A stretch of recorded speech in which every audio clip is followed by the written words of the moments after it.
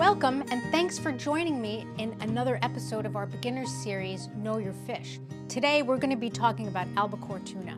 Now, when you get albacore, you'll notice that it comes in these triangular shaped pieces called loins. They're cut into 4 quadrants on a fish.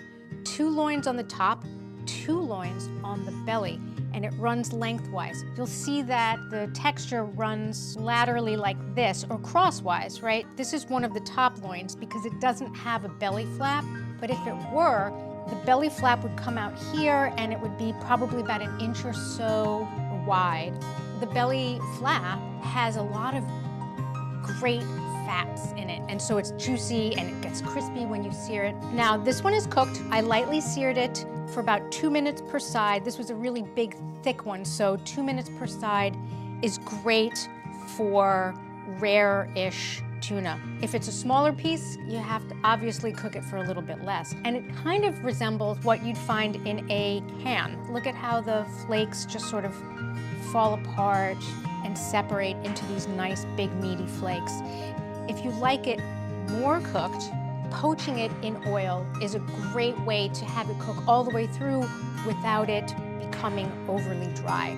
You can take the whole loin or you can cut it into sections, put it in a saucepan with enough oil to cover it just by about 1 inch, add some aromatics like garlic, shallots, ginger even, orange rind, lemon rind, fresh herbs, and then give it about 15 minutes on very low heat, and you'll start to see the bubbles simmering up.